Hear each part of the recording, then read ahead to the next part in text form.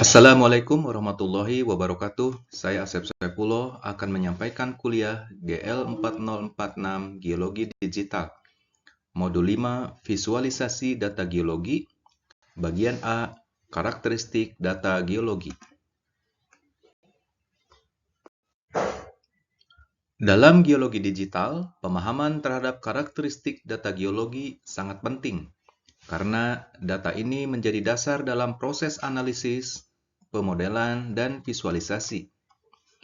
Data geologi memiliki sifat yang kompleks, tidak selalu lengkap, dan seringkali berasal dari berbagai sumber serta proses geologi yang berbeda.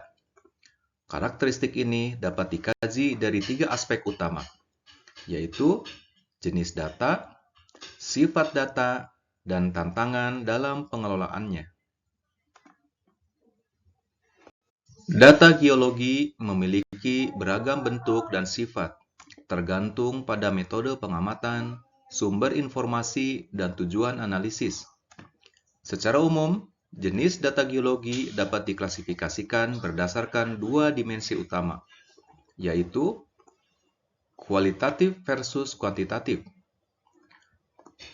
Kualitatif, data yang bersifat deskriptif seperti jenis batuan, struktur geologi, warna, tekstur, dan deskripsi lapangan lainnya. Kuantitatif, data numerik hasil pengukuran seperti kadar unsur kimia, densitas batuan, nilai resistivitas, atau anomali magnetik. 2. Discrete versus continue. Discrete, data yang diperoleh dari titik-titik tertentu seperti hasil pengeboran atau pengambilan sampel batuan. Continue, data yang diperoleh secara berkelanjutan, misalnya dari survei aeromagnetik atau citra satelit. Data yang mencakup area luas secara menyeluruh. Sifat data geologi.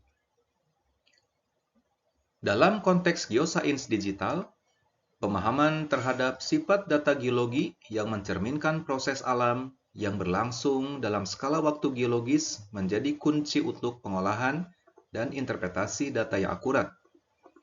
Berikut adalah beberapa sifat utama data geologi. Pertama, campuran atau mixing.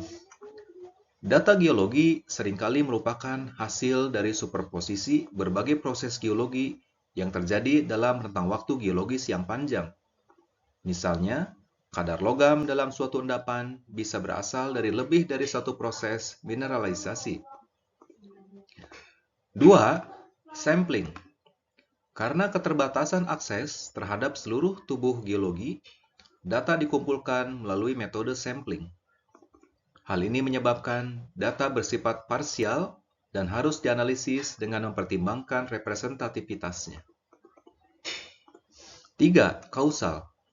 Distribusi data geologi dikendalikan oleh proses genetik. Misalnya, distribusi kadar besi berbeda antara endapan sedimen dan endapan kontak metasomatik. Oleh karena itu, analisis harus mempertimbangkan hubungan sebab akibat, bukan hanya korelasi statistik. 4. Spasio-temporal. Data geologi memiliki dimensi ruang dan waktu. Setiap data mencerminkan kondisi geologi pada lokasi dan waktu tertentu.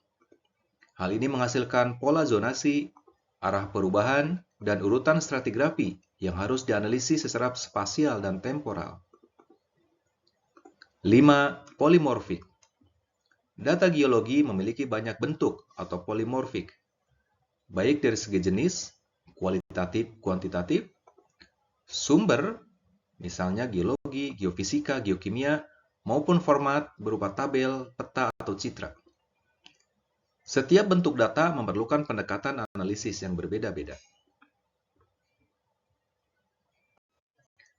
Tantangan dalam pengelolaan data geologi. Pengelolaan data geologi merupakan proses yang kompleks karena data ini memiliki sifat yang tidak biasa dibandingkan dengan data dari disiplin ilmu lainnya.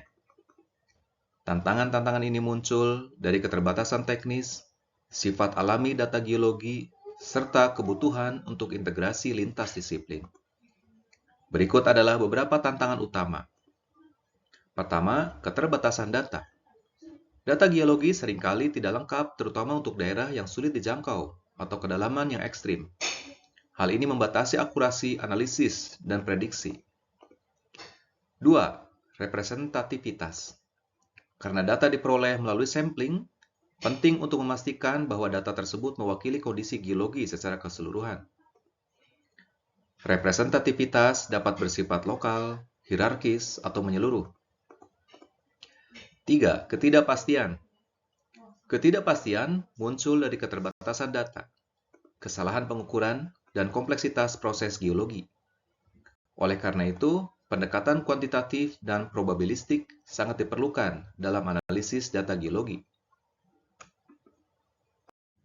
Demikian modul kuliah ini disampaikan. Terima kasih.